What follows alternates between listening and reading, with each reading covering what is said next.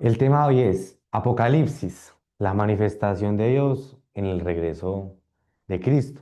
Esta es la última charla de 20 que se dieron en este semestre y pues qué mejor forma de terminar de la forma en la que termina la Biblia. Entonces, ¿por qué este tema es relevante? Este tema es relevante porque el fin de los tiempos es un tema central en el mensaje de Jesús y en la predicación de sus apóstoles. Y es sobre una esperanza futura, sobre una esperanza de algo que va a venir, sobre una esperanza de algo que se va a manifestar en el futuro. Es una esperanza en medio de qué? De las dificultades de la vida y de las persecuciones. Recordemos que los apóstoles y Jesús hablaban de esa esperanza en un contexto del Imperio Romano, en un contexto de persecución, en un contexto de una dificultad bastante grande. Entonces, para ellos, el Apocalipsis, el regreso de Cristo, esta manifestación en los últimos tiempos era una esperanza para ellos. Pero bueno, hay que analizar algo. Ya han pasado 2000 años desde que Jesús murió, desde que Jesús predicó, desde que Jesús resucitó, desde que Jesús ascendió al cielo y entonces ¿qué? Aquí seguimos. No ha cambiado nada. ¿Dónde están los últimos tiempos? Y es una pregunta muy válida hacérsela. Y de hecho las personas de la época de los apóstoles también se hacían esa pregunta y nosotros vemos evidencia de esto en la Biblia. Porque surge la pregunta, ¿por qué Jesús no ha vuelto? ¿Qué pasó? Está atrasado, se está demorando. Entonces vean lo que dice aquí. El Señor, aquí está hablando de Jesús, el Señor no tarda en cumplir su promesa, según algunos entienden la tardanza. Entonces en la época muchos creían y entendían que esto era una tardanza, que esto era una demora. Y dice así después, sino que Él es paciente para con ustedes, no queriendo que nadie perezca, sino que todos vengan al arrepentimiento. Entonces, causa de esa demora, causa de esa prolongación del regreso de Cristo es la paciencia. La paciencia para que más personas vengan a conocerlo a Él, más personas vengan a la salvación, más personas vuelvan a Dios. Entonces, una demostración, una manifestación de esa paciencia. Ahora, hay que analizar algo muy importante también es con qué palabras se describe el regreso de Cristo en los textos apostólicos. Nosotros vamos a encontrar que es principalmente con tres palabras: Apocalipsis, Parusía y Epifanía. Vamos a encontrar esas palabras que describen una misma realidad. Son palabras con diferentes significados, pero están describiendo el mismo evento y pues nos permite expandir y aumentar la riqueza con la cual se describe este mismo evento. Entonces vamos a ver aquí diferentes partes donde se usa cada palabra. Apocalipsis, ¿qué es qué? Revelación. Entonces aquí está, cuando el Señor Jesús se ha revelado desde el cielo con sus poderosos ángeles en llama de fuego. Entonces aquí se usa esta palabra Apocalipsis y el significado es ¿cuál? Quitar el velo, descubrir lo que está oculto. Y esto se refiere a una manifestación gloriosa de Cristo cuando se revela plenamente quién es Él ante el mundo. Entonces aquello que está escondido viene que a revelarse. Entonces es una palabra que se usa. Otra palabra es parusía, que es presencia o venida. Ya es diferente a la palabra revelación. Y dice así el texto, pero con respecto a la venida de nuestro Señor Jesucristo y a nuestra reunión con Él. Entonces, vean lo interesante, aquí combina la palabra venida con la palabra reunión. Entonces, cuando Cristo viene, cuando Cristo se revela, esto implica también que una reunión con Él. Y el significado de esa palabra es ¿cuál? Presencia personal, venida oficial o real. Ese es el significado de esta palabra. Y esta palabra era usada para describir la visita de un rey o emperador en la época. En el contexto griego, en el contexto romano, cuando venía un rey, se llama eso ¿qué? Parusía. Entonces esta misma palabra que tiene esa connotación se usa para describir el regreso de Jesús como un rey. De hecho, cuando lo crucificaron, decía encima del rey de los judíos. Y en el Nuevo Testamento se refiere a la llegada pública del rey, Jesús, para tomar su lugar y ejercer autoridad. También se usa para describir este evento la palabra epifaneia, que significa aparición o manifestación, diferente a revelación, diferente a venida. pero escribe el mismo evento. Lo vemos aquí en 2 de Timoteo, Pablo usando esta palabra. En la presencia de Dios y de Cristo Jesús, que ha de juzgar a los vivos y a los muertos por su manifestación y por su reino. Entonces, el significado de esto es una aparición, una manifestación repentina y visible de luz, un brillo, algo que aparece, algo que se manifiesta. Entonces, resumiendo estas tres palabras, para el regreso de Cristo se usan esas palabras. Apocalipsis, que es revelación, parusía, que es venida, y epifaneia, que es manifestación. ¿Listo? Estas tres palabras nos ayudan a entender un poco más. Pero bueno, nosotros para eso vamos a ver un panorama completo del regreso, o un panorama lo más completo posible en 1 hora y media de charla. ¿Listo? Lo vamos a ver desde tres perspectivas diferentes. Por un lado, ¿qué va a suceder antes del Apocalipsis de acuerdo con los textos bíblicos? ¿Qué era lo que decían los apóstoles? ¿Qué era lo que decía Jesús? ¿Qué iba a suceder antes de que Jesús volviera? También vamos a analizar cómo será la manifestación, es decir, cómo se va a ver, qué va a pasar. Entonces ese va a ser más o menos el durante.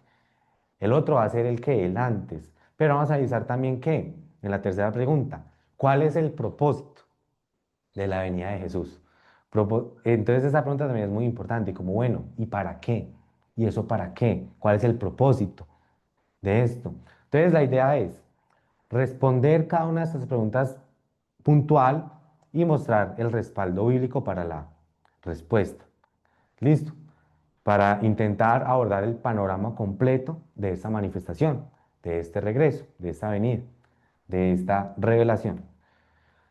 Entonces, ¿qué va a suceder en el Apocalipsis? Eventos que preceden el regreso de Cristo. Entonces aquí vamos a hacer una lista. Primero, predicación del Evangelio a todas las naciones. Veámoslo aquí. Y esto lo dijo Jesús. Y este Evangelio del reino se predicará en todo el mundo, como testimonio a todas las naciones. Entonces vendrá el fin. Entonces, Jesús, en un contexto muy pequeño, en un contexto muy reducido, él dijo que el mensaje que él estaba diciendo, el mensaje del reino, iba a llegar a todas las naciones. Y nosotros ya 2000 años después podemos ver que es un mensaje que se ha expandido por todo el mundo, por todos los continentes. Entonces es muy interesante ver ese contraste, que esas palabras se dijeron en un contexto donde el mensaje estaba muy reducido a muy pocas personas, pero creció hasta el punto de alcanzar el mundo entero, cosas que van a suceder antes del regreso. También, ¿qué va a suceder antes del regreso? Van a aparecer falsos profetas, personas que van a hablar supuestamente en nombre de Dios, pero no hablan en nombre de Dios. Entonces dice así, muchos se apartarán de la fe, esto aquí es Jesús. Entonces, y se traicionarán unos a otros, y unos a otros se odiarán. Se levantarán muchos falsos profetas, y a muchos se engañarán. Y debido al aumento de la iniquidad, el amor de muchos se enfriará. Entonces vemos aquí también otros elementos que se iban a apartar de la fe de las personas, que el amor de muchos se iba a enfriar. Vemos engaño, y vemos que esto viene acompañado del levantamiento de falsos profetas. Señal del fin, señal de los últimos tiempos. Tercer punto, antes del regreso de Cristo, apostasía y engaño, que ya lo habíamos visto un poco en el versículo anterior. Dice así, Pablo, el Espíritu dice claramente que en los últimos tiempos algunos se apartarán de la fe, prestando atención a espíritus engañadores y a doctrinas de demonios. Entonces vean que ambos textos son bastante parecidos porque hablan de apartarse de la fe, hablan de engaño, y pues aquí habla que en los últimos tiempos personas iban a prestar atención espíritus engañadores. Y pues veamos ahí la imagen, que es bien interesante. Una persona, hasta leyendo la misma Biblia, estás enseñando la misma Biblia, puede estar escuchando espíritus engañadores, interpretando la Biblia de acuerdo a lo que escucha, conforme a sus espíritus de engaño. Cuarto punto, revelación del hombre de pecado, cosa importante también. Eso sería que el anticristo. Aquí viene y escribe Pablo a los tesalonicenses. Que nadie los engañe de ninguna manera, porque Jesús no vendrá sin que primero venga la apostasía. ¿Qué es la apostasía exactamente? La apostasía es el abandono de la fe, rechazar la fe. Y dice así, y sea revelado el hombre de pecado, el hijo de perdición. Este se opone y se exalta sobre todo lo que se llama Dios o es objeto de culto, de manera que se sienta en el templo de Dios presentándose como si fuera Dios. Esto aquí es supremamente interesante. Esta figura del hombre de pecado, esta figura del anticristo, se presenta como si él mismo fuera Dios, pero niega todo lo que se llama Dios. Es bastante interesante porque es como si fuese un lobo vestido de oveja. Es decir, aparenta ser de Dios, pero en el fondo no es de Dios. Entonces es muy interesante esta figura, y esta figura se va a revelar antes del regreso de Jesús. Por otro lado, van a aparecer hombres que no aman a Dios, así dice también Pablo. Pero debe saber esto, le escribe aquí a Timoteo, que en los últimos días vendrán tiempos difíciles, porque los hombres serán amadores de sí mismos, avaros, jactanciosos, soberbios, blasfemos. Aquí Pablo es súper descriptivo. Desobedientes a los padres, ingratos, irreverentes, sin amor, implacables, calumniadores, desenfrenados, salvajes, aborrecedores de lo bueno, traidores, impetuosos, envanecidos, amadores de los placeres en vez de amadores de Dios. Y dice así, teniendo apariencia de piedad, habiendo negado su poder. Y le dice a Timoteo, a esos hombres evita. Sexto, guerras, hambre y terremotos. Entonces dice así también, ustedes van a oír de guerras y rumores de guerras. Cuidado, no se alarmen porque es necesario que todo esto suceda. Pero aquí es Jesús hablando. Pero todavía no es el fin, porque se levantará nación contra nación y reino contra reino. En diferentes lugares habrá hambre y terremotos. Entonces, cosas que van a preceder el regreso de Cristo es guerras, hambres y terremotos. De hecho, pues ayer hubo terremoto, pero bueno, eso es, ese es otro tema. Eventos que preceden el regreso de Cristo. Predicación del Evangelio en todas las naciones. Falsos profetas. Apostasía y engaño espiritual. Es interesante porque esos tres primeros se lograron muy claramente hoy en día. Revelación del hombre de pecado. Hombres que no aman a Dios. Guerras, hambre y terremotos. Así es como los apóstoles, así es como Cristo describieron los eventos que iban a suceder antes de esta manifestación de Dios. Ahora, ¿cómo será la manifestación? ¿Qué va a suceder? ¿Cuáles son las características del regreso de Cristo? Porque eso es importante, porque hay ciertos grupos que afirman que Cristo ya volvió. Entonces, para afirmar que Cristo ya volvió, tendría que suceder ¿qué? Algo como lo que la Biblia describe que será el regreso de Cristo. Pero bueno, vamos a analizar. Entonces, uno, aparición del Hijo del Hombre en las nubes. Punto clave aquí. Vean, este texto que les comparto aquí es Jesús ante los sumos sacerdotes judíos de la época cuando lo están acusando, cuando están analizando si él es culpable o no es culpable para llevarlo a los romanos y que los romanos lo crucifiquen. Entonces llega y dice así, le volvió a preguntar el sumo sacerdote, ¿eres tú el Cristo, el Hijo del bendito? Entonces le está preguntando aquí algo muy directo. ¿Qué es el Cristo? El Cristo es el ungido de Dios. Es una persona que Dios levanta con un propósito ¿qué? Divino. Lo unge de su poder. Y después le pregunta, el Hijo del bendito. Entonces en la época a veces no usaban mucho la palabra Dios. Entonces para referirse a Dios decían que Hijo del bendito. Le está preguntando, tú eres el ungido de Dios, tú eres el Hijo de Dios. Y después Jesús le contestó, yo soy. Entonces está afirmando que Él es el Cristo y el Hijo de Dios. Y dice así, él agrega, y verán al Hijo del Hombre sentado a la diestra del poder, a la diestra de Dios, y viniendo con las nubes del cielo. Entonces vean aquí algo muy interesante, que es que este regreso, esta venida, implica que la aparición del Hijo del Hombre en las nubes. Bueno, y es muy importante profundizar en el contexto, en qué significa esta palabra hijo del hombre. Entonces esto lo vemos en la visión de Daniel, en Daniel 7, versículo 13 y 14. Porque cuando el sumo sacerdote escucha que Jesús se está identificando con el Hijo del Hombre, para él ese término, Hijo del Hombre, no es algo nuevo.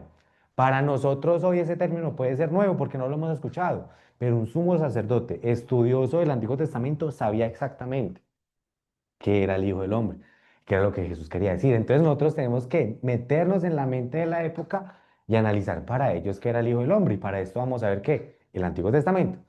Dice así, seguí mirando en las visiones nocturnas, esta es la visión de Daniel, y en las nubes del cielo vi a uno como un hijo de hombre, que se dirigió al anciano de días. La figura del anciano de días aquí en esa historia representa a quién? A Dios.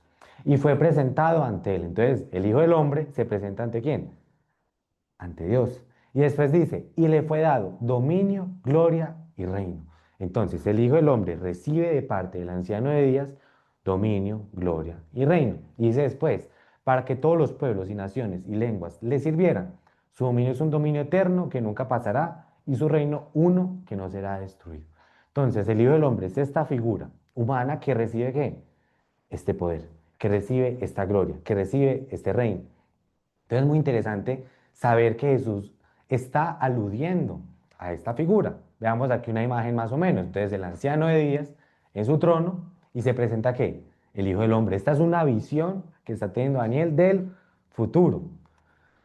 Entonces, eso tiene una conexión muy profunda y supremamente interesante con Jesús después de la resurrección, porque él dice esto así.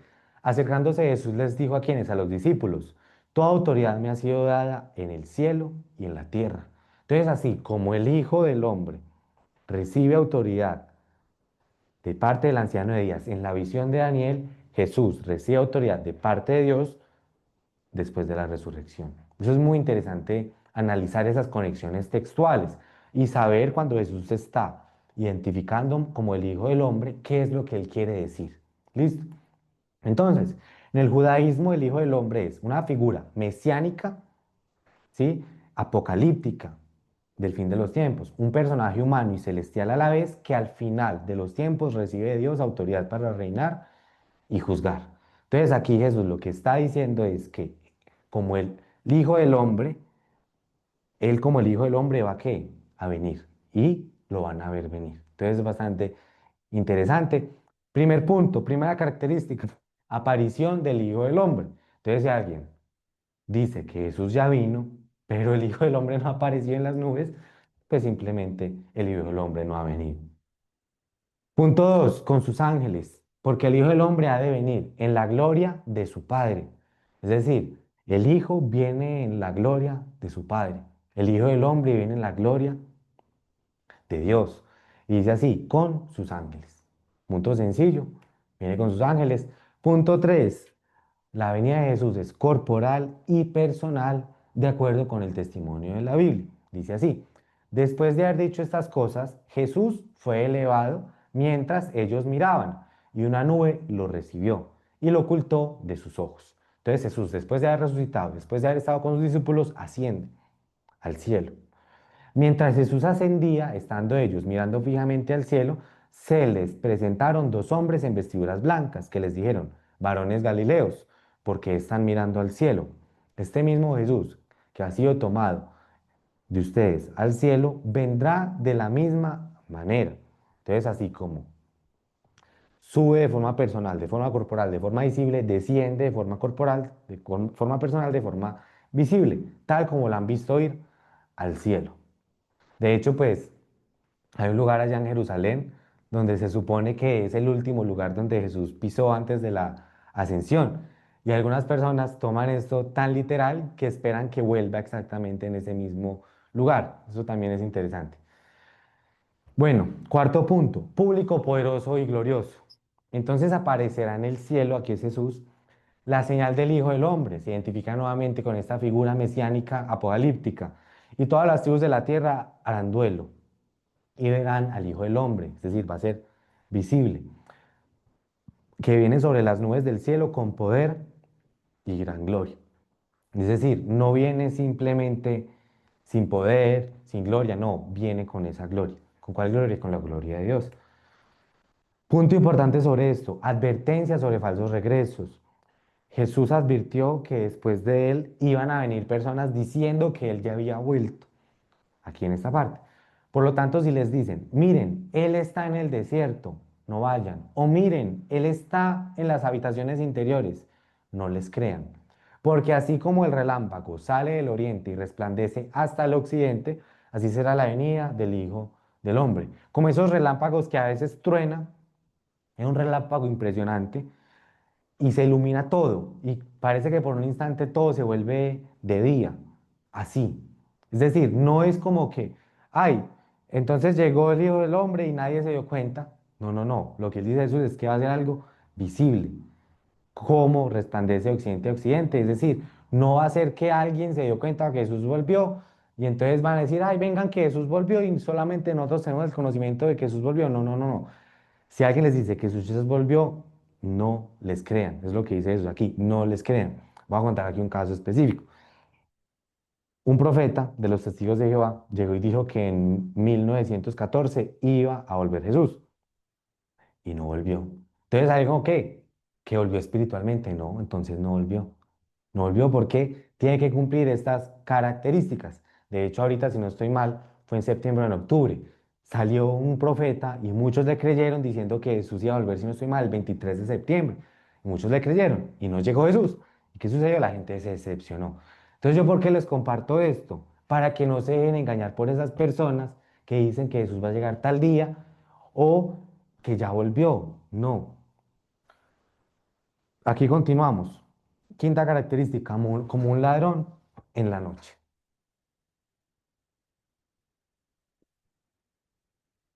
Dice así, pues ustedes mismos saben perfectamente que el día del Señor vendrá así como un ladrón en la noche. Entonces, ¿cómo llega un ladrón a robar en una casa de noche? De sorpresa. Y vamos a suponer que se encuentra el dueño de la casa durmiendo.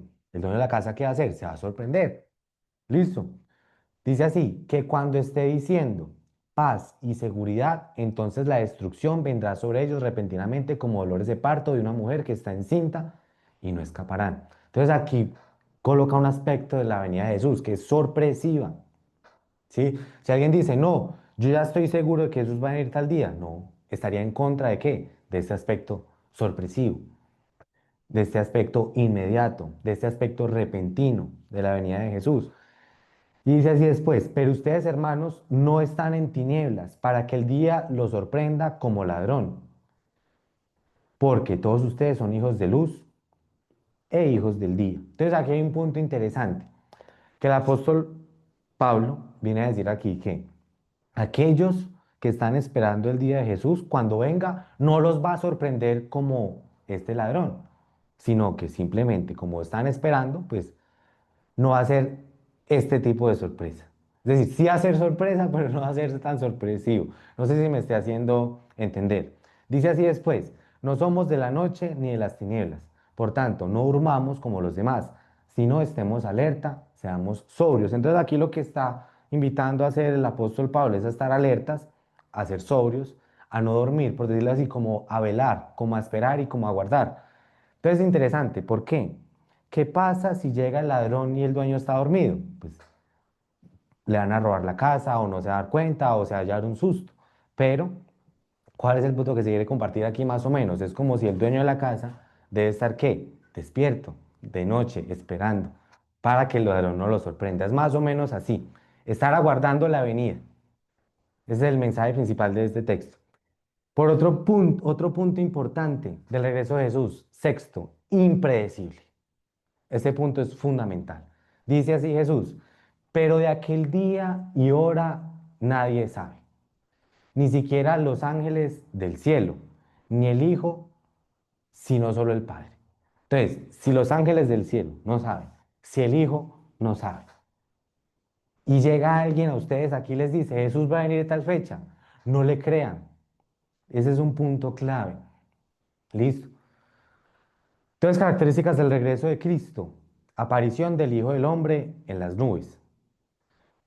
Dos, con sus ángeles. Tres, personal y corporal. Cuarto, público, poderoso y glorioso. Quinto, como un ladrón en la noche. Y seis, impredecible. Listo.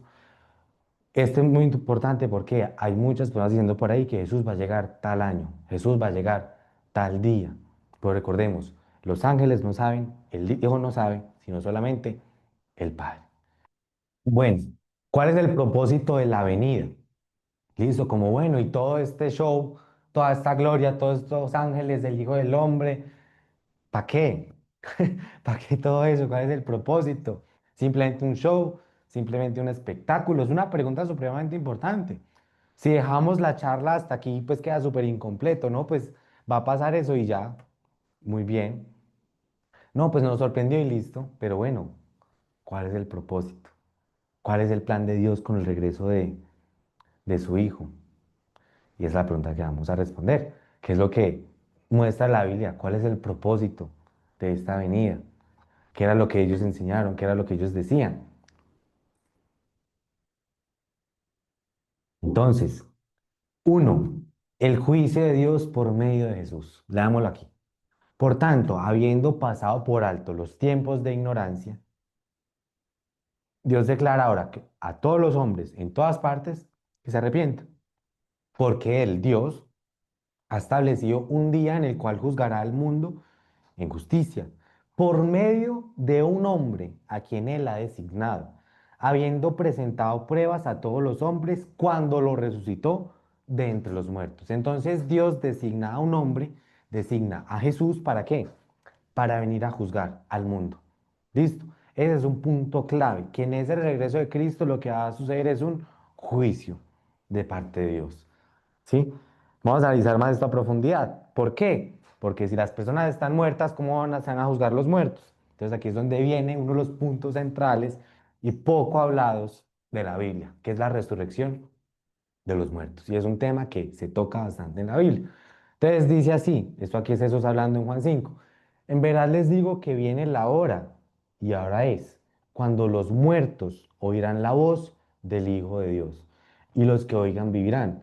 Porque como el Padre tiene vida en él mismo, así también le dio al Hijo el tener vida en él mismo. Entonces, una de las características de Dios es que Él tiene la capacidad de tener vida por sí mismo. Esto es la aceidad, ¿sí? No depende de nadie y nadie para existir, tiene vida en sí mismo. Y el Padre le da ¿qué? Al Hijo ese poder de tener vida en sí mismo. Y después dice así, que también le dio ¿qué autoridad?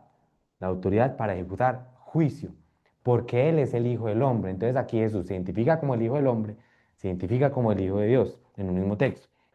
Y dice así, no se queden asombrados de esto, porque viene la hora en que todos los que están en los sepulcros oirán su voz y saldrán. Es decir, el 100%, la totalidad de las personas que han muerto, el 100% de los que están en los sepulcros, oirán la voz y saldrán ¿de dónde? Del sepulcro, volverán a la vida. Y dice así, los que hicieron lo bueno, a resurrección de vida. Y los que practicaron lo malo, a resurrección de juicio. A veces se tiene esta idea de que el juicio sucede inmediatamente después de que uno muere. Y allá en un estado espiritual, en un estado inmaterial, sucede el juicio. Pero lo que nosotros vemos en la idea es que el juicio sucede ¿cuándo? En ese día de la resurrección. Es decir, el juicio sucede en un plano corporal, el juicio sucede en un plano material. Y esto viene a chocar con ideas muy fuertes que se desarrollaron después de Cristo, que fue el gnosticismo. El gnosticismo creía que lo material era malo, por lo tanto, no se pensaba en una eternidad material, no se pensaba en una eternidad corporal. Pero lo que nosotros vemos es que estas ideas que vienen de la filosofía griega están en contra de las ideas que enseñó Jesús, que él sí enseñó un futuro con una resurrección verdadera, una resurrección real, y en esa resurrección vendría ¿qué? El juicio. ¿Listo? Tal vez para muchos esto sea nuevo, pero es importante compartirlo, sobre todo para compartir esas ideas de la filosofía griega y del gnosticismo que pensaban que esta realidad era mala y que no se podía pensar en un futuro, en una eternidad, en una realidad material. Listo. Entonces, y los que hicieron lo bueno, a resurrección de vida, y los que practicaron lo malo, a resurrección de juicio. Entonces, un juicio que divide la humanidad en dos, en los que hicieron lo bueno y en los que practicaron lo malo. Entonces, aquí les dejo unos datos por si los quieren investigar a más profundidad sobre cómo funciona esta resurrección. Listo.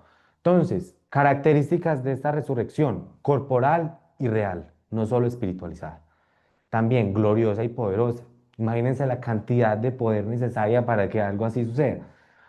Incorruptible e inmortal, es decir, se resucita con un cuerpo que no se corrompe y con un cuerpo inmortal, conforme a la imagen de Cristo resucitado también, a semejanza de esa resurrección que él experimentó.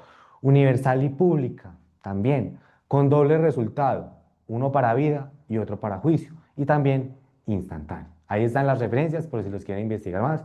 No nos vamos uno por uno por cuestiones de tiempo, pero como sé que este tema puede causar mucha curiosidad, ahí les dejo las referencias porque realmente eso es algo de lo que se habla poco. Se piensa que la vida eterna es en un estado netamente inmaterial, pero no. Esta no es la idea de Cristo, esta tampoco es la idea de los apóstoles. Solamente que con el tiempo a veces se perdió esta idea. Tercer propósito del regreso de Jesús, de la manifestación de Dios por medio de su Hijo, la restauración de todas las cosas. Entonces dice así, en Hechos, el cielo a Él, el cielo debe recibir hasta el día de la restauración de todas las cosas, acerca de lo cual habló Dios por boca de sus santos profetas desde tiempos antiguos. Ya en el Antiguo Testamento, Dios por medio de los profetas se había hablado que vendría un día donde se iban a restaurar todas las cosas. Entonces, propósito del regreso de Jesús es, ¿cuál? La restauración de todas las cosas. Y ese también hace otro texto ya en Apocalipsis. Entonces vi un cielo nuevo y una tierra nueva, porque el primer cielo y la primera tierra pasaron. El que está sentado en el trono dijo, yo hago nuevas todas las cosas. Continuamos por aquí. Aquí hay otro texto muy interesante que es supremamente importante analizarlo con detalle, porque si no lo analizamos con detalle, no vamos a entender nada de lo que el texto está diciendo. ¿Listo? Entonces es importante antes de leer el texto entender que lo que yo subrayo en azul está haciendo referencia a Cristo y lo que estoy subrayando en rojo está haciendo referencia a Dios, porque ese aquí se hace una distinción. Entonces yo para ser más pedagógico lo subrayé aquí en colores para poderlo entender a profundidad. Entonces aquí es Pablo hablando en 1 Corintios 15 sobre el fin de los tiempos y cómo se relaciona el Hijo con el Padre y qué funciones emplean. Entonces, dice así, entonces vendrá el fin cuando Él, Cristo, entregue el reino al Dios y Padre. Entonces es un momento en el cual el reino, el gobierno, Cristo se le entrega ¿a quién? A su Padre. Después de que haya terminado con todo dominio y toda autoridad y poder. Cuando Cristo venga a reinar, cuando todo esté bajo el dominio de Él, entonces le entrega el reino ¿a quién? A Dios y Padre. Y después dice, pues Cristo debe reinar hasta que haya puesto a todos sus enemigos debajo de sus pies. Y el último enemigo que será eliminado es la muerte. Mira lo que dice después. Porque Dios ha puesto todo en sujeción bajo sus pies. Entonces, debajo de los pies de Cristo, Dios coloca todo en sujeción a Cristo. Pero cuando dice que todas las cosas están sujetas a Él, todas están sujetas a Cristo, es evidente que se exceptúa a aquel que ha sometido a Él todas las cosas. ¿Esto qué quiere decir? Dios somete todo a Cristo. Entonces, este todo no incluye a Dios, no incluye al Padre, no. Exceptúa a aquel que sometió todas las cosas, ¿listo?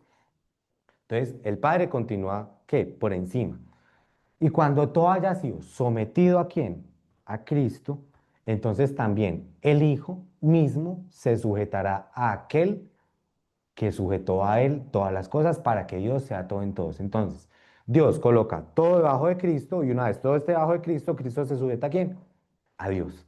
Ese es el movimiento, esa es la función que Pablo nos quiere describir aquí, que va a suceder en los últimos tiempos. Entonces, ¿qué se puede concluir aquí de este texto? Tres propósitos del regreso de Cristo. Uno, el reino de Cristo, que Cristo reine. Cinco, la entrega del reino al Dios y Padre. Y sexto, que Dios sea todo en todos, que sea el reino de Dios, que Dios reine, que Dios se manifieste. ¿Listo? Punto 7. Espérense, tomo aquí agüita. Transición del hombre terrenal al celestial. Esto aquí también es Pablo, nuevamente en 1 Corintios 15. Aquí hay algo que también hay que leerlo con bastante detalle para poderlo entender. Entonces dice así, así también está escrito, el primer hombre, Adán, fue hecho alma viviente. El último Adán, el cual este es Cristo, espíritu que da vida. Aquí nuevamente los colores. El rojo está haciendo referencia a Adán y el azul está haciendo referencia a Cristo. Entonces dice así, sin embargo, el espiritual no es primero, no, primero es Adán. Primero es Adán, después es Cristo. Sino que es ¿qué? ¿Cuál es primero? El natural, Adán. Luego el espiritual. Y dice así, el primer hombre es de la tierra, terrenal. El segundo hombre es del cielo. Dice así, como es el terrenal, así son también los que son terrenales. Entonces, Adán es terrenal, nosotros somos terrenales. Y como es el celestial, así también son los que son celestiales. Y dice así ya para concluir todo este argumento, toda esta lógica. Y tal como hemos traído la imagen del terrenal, traeremos también la imagen del celestial. Esto aquí es bastante interesante porque en la venida de Cristo se va a dar un antes y un después en las generaciones. Es decir, viene una generación de Adán, un hombre que es de la tierra, y en Cristo, con la resurrección de los muertos, viene que un hombre que es del cielo. Es como si el primer prototipo fuese Adán y el segundo prototipo fuese ¿qué? Cristo. Entonces se viene a dar que esa transición. Entonces, Jesús, siendo el último Adán, marca el fin de esa generación, pero siendo el hombre celestial, marca el comienzo de una segunda generación. Entonces, transformación de nuestra naturaleza. Pasar de la imagen de Adán a la imagen del hombre celestial, Cristo. En la cruz, Jesús marca el fin de la humanidad según la imagen terrenal, siendo el último Adán. En la resurrección, Jesús inaugura la nueva humanidad según la imagen celestial, el segundo hombre del cielo. Entonces, eso es otro de los propósitos del regreso de Cristo. Entonces, resumiendo, la resurrección de los muertos, el juicio de Dios por medio de Jesús, restaurar todas las cosas, el reino de Cristo, la entrega del reino al Dios y Padre, que Dios sea todo en todos y transicionar del hombre terrenal al celestial. Entonces, aquí vamos a analizar ya otro texto.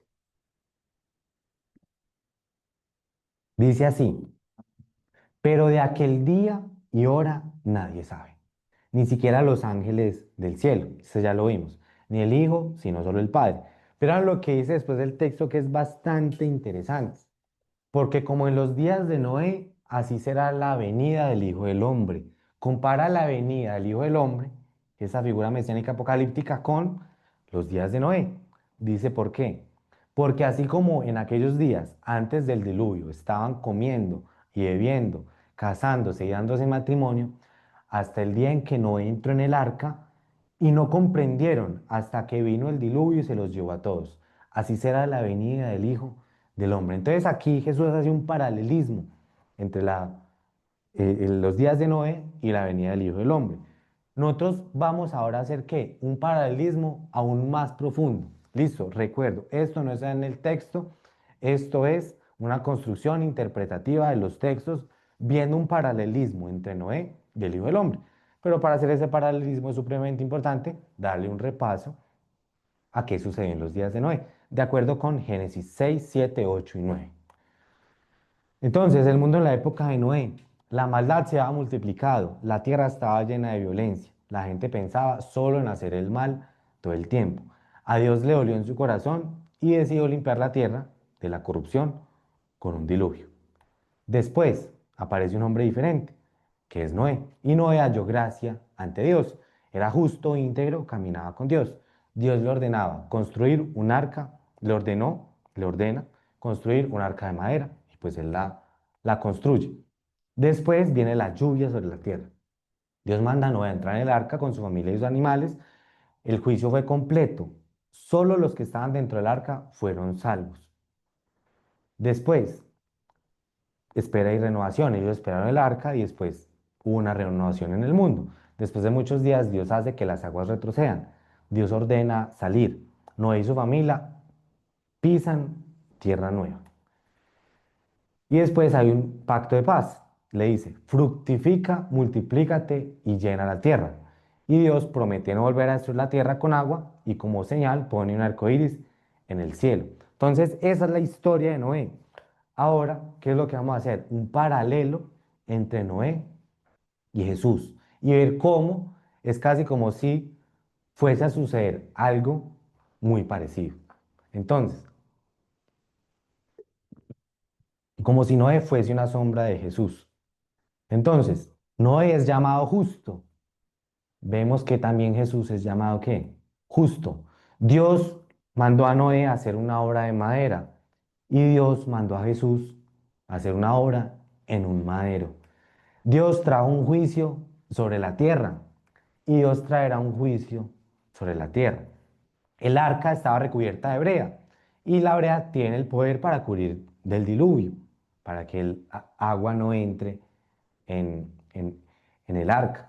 Y la cruz estaba recubierta de sangre. Y de acuerdo con los textos bíblicos, la sangre tiene el poder para cubrir del juicio de Dios. Ahí abajo están los versículos de referencia. Se salvaron los que estaban en el arca y se salvarán los que están en Cristo. Entonces ahí hay un paralelismo bastante interesante. Vean el texto lo que dice, por tanto ahora no hay condenación para los que están en Cristo Jesús. Después del diluvio hubo un nuevo comienzo y después del juicio final habrá un cielo nuevo y una tierra nueva. Entonces, estos términos no están en la Biblia, pero es como si Jesús fuese el segundo Noé y la segunda arca. Entonces es bastante interesante cómo de cierta forma, se puede hacer ese paralelismo con la historia de Noé. Ahora, vamos a analizar algo bien interesante, y es cómo comienza la historia bíblica y cómo termina. Entonces, comienzan las cosas en el jardín del Edén y hay dos árboles. Dice así, asimismo, en medio del huerto hizo brotar el árbol de la vida y el árbol del conocimiento del bien y el mal. Y si comían del árbol de la vida, iban a vivir eternamente, y si comían del árbol del conocimiento del bien y del mal, iban a morir. ¿Y qué fue lo que sucedió? Comieron del árbol del conocimiento del bien y el mal. Desobedecieron a Dios y a causa de la desobediencia entró el pecado. Y después dice así el texto de Génesis, en el capítulo 3: cuidado, ahora no vaya a extender su mano y tome también del árbol de la vida y coma y viva para siempre. Entonces, ya una vez el pecado había entrado, se había corrompido, Dios no podía permitir que tomaran ¿qué? Del árbol de la vida. No podía permitir que tomaran del árbol de la vida. ¿Por qué? Porque iban a vivir eternamente con pecado. Entonces ahí hay un problema, el pecado. Pero después aparece ¿qué? La solución. Ya muchos miles de años después aparece Jesús. Al día siguiente, Juan vio a Jesús que venía hacia él y dijo, ahí está el Cordero de Dios que quita el pecado del mundo. Entonces quita el obstáculo que se plantó entre la vida eterna y la humanidad, entre la inmortalidad y la humanidad, entre la incorruptibilidad y la humanidad. Se quita esa barrera. Cristo tiene el propósito del Cordero de Dios, del propósito de quitar ese pecado, él mismo cargando ese pecado y muriendo en la cruz. Y entonces, ¿qué es lo que sucede aquí? Nuestro Salvador Cristo Jesús, quien puso fin a la muerte y sacó a la luz la vida y la inmortalidad por medio del Evangelio. ¿Por qué? Porque se quita esa barrera del pecado que no permitía que tomar de ese árbol de la vida. Entonces Jesús saca a la luz la vida y la inmortalidad por medio del Evangelio. Y dice así después Pablo, porque es necesario que esto corruptible, este cuerpo que nosotros tenemos corruptible, se vista de qué? De incorrupción. Y después lo expresa también de esta forma súper interesante. Y que esto mortal se vista de inmortalidad. Entonces, esto aquí es una esperanza de esa inmortalidad, una esperanza de esa incorruptibilidad. Entonces vemos aquí también en esta historia bíblica cómo inicia un problema, pero después Cristo viene a resolver ese problema y el propósito de eso es la inmortalidad, la vida eterna y la incorruptibilidad. Y esa esperanza trae algo más, leámoslo aquí en este texto. Entonces oí una gran voz que decía desde el trono, el tabernáculo de Dios está entre los hombres y Él habitará entre ellos, y ellos serán su pueblo, y Dios mismo estará entre ellos. Entonces aquí hay una esperanza gigante, que es que Dios esté en medio de nosotros, que Dios habite en medio de nosotros, estar en la presencia de Dios. En la Biblia se describe el cielo, esta nueva creación de diferentes formas, no que calles de oro, que piedras preciosas, que una cantidad de cosas, pero realmente lo que es valioso es ¿qué? La presencia de Dios. Eso es lo más valioso de todo. Y dice así, algo que Dios hará en ese momento. Él enjuagará toda lágrima de sus ojos y ya no habrá muerte, ni habrá más duelo, ni clamor, ni dolor, porque las primeras cosas han pasado. ¿Por qué lágrimas en los ojos? ¿Por qué duelo? ¿Por qué dolor? Porque en esta vida hay duelo, hay dolor, hay lágrimas. Pero lo que va a hacer Dios en aquel día es que enjuagar esas lágrimas, consolar esas lágrimas. ¿Por qué? Porque las primeras cosas han pasado. Las primeras cosas son ¿qué? Esta vida. Y las segundas cosas o las cosas que han de venir son que esa nueva creación, esa inmortalidad, esa nueva vida, esa restauración de todas las cosas. Entonces este pasaje es de mis favoritos de la Biblia, es un pasaje que trae mucha esperanza y muestra vivir en la presencia de Dios y Dios nos consuela, nos sana de eso que experimentamos aquí en este mundo, que infelizmente es un mundo en el cual se sufre, es un mundo en el cual hay clamor, dolor, hay muerte, hay duelo, hay lágrimas. Pero ese es un mensaje de esperanza. Y por eso, cuando nosotros hablamos de Apocalipsis, cuando nosotros hablamos de manifestación de Cristo, de regreso de Cristo, este es un mensaje de esperanza. Esto era algo que los apóstoles anhelaban que sucediera y es algo que nosotros deberíamos anhelar que suceda, de ese reencuentro, de ese vivir con Dios, de esa restauración de todas las cosas. Y por eso también decía Jesús, bienaventurados los limpios de corazón, pues ellos verán a Dios. Y esa es la invitación final de la Biblia. Ese es uno de los últimos versículos que está escrito en la Biblia. Y dice así, y el que tiene sed, venga, y el que desee, que tome gratuitamente del agua de vida. Esa agua gratuita. Y bueno, ese fue el tema de hoy, el Apocalipsis, la manifestación de Dios en el regreso de su Hijo. Espero que haya quedado todo súper claro y así pues terminamos este curso de veinte charlas.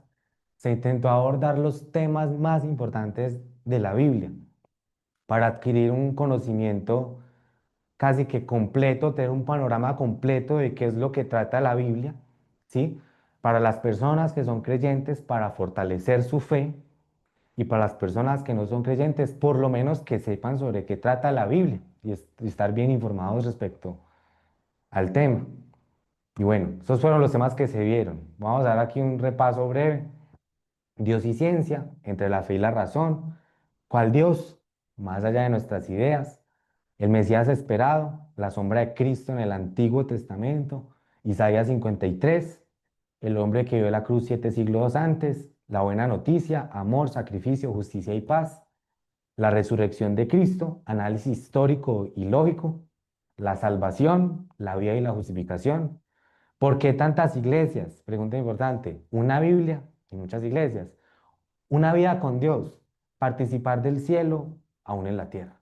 El espíritu humano, más allá de lo material, que nosotros como seres humanos no somos simplemente materia, moviéndose de forma al azar, reacciones químicas, no. Volver a nacer de criaturas a hijos de Dios, una renovación espiritual. Encanto y engaño, importante para los días de hoy, días de engaño, como lo vimos ahorita, los últimos días. La astucia de los falsos maestros. Dios y dinero, la verdad oculta sobre el diezmo. Bueno, ¿qué dice la Biblia sobre el dinero? ¿Qué dice la Biblia sobre esos temas? El valor de la vida, la mayor bendición. Esta fue una enseñanza que gustó mucho.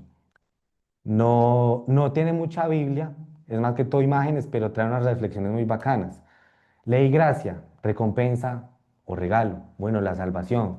Gracia, ley, recompensa, regalo. ¿Cuál es la perspectiva correcta? Jesús histórico, analizamos las vidas de Jesús, qué hizo, dónde estuvo, con quién andó, qué enseñó, de qué habló. La oración, parte fundamental de la práctica de la vida cristiana. ¿Cómo oraba Jesús? Pasamos por cada una de las partes donde Jesús oró y sacaron enseñanzas prácticas de la oración. Comportamiento sectario, importante también. Señales de manipulación espiritual. Esta es una enseñanza del discernimiento. Una de las preguntas más importantes que muchas personas se hacen. Si Dios es bueno, ¿por qué existe el mal? A veces, una de las preguntas con las cuales muchos ateos se esconden detrás, ¿sí? Para negar la existencia de Dios. El problema del mal y el sufrimiento. Y, por último, Apocalipsis. La manifestación de Dios en el regreso de su Hijo. Esta fue la última charla y bueno, espero que todo haya quedado súper claro. Los videos quedan en YouTube, gratuitos, si los quieren ver, si quieren comentar, yo estoy ahí pendiente de los comentarios.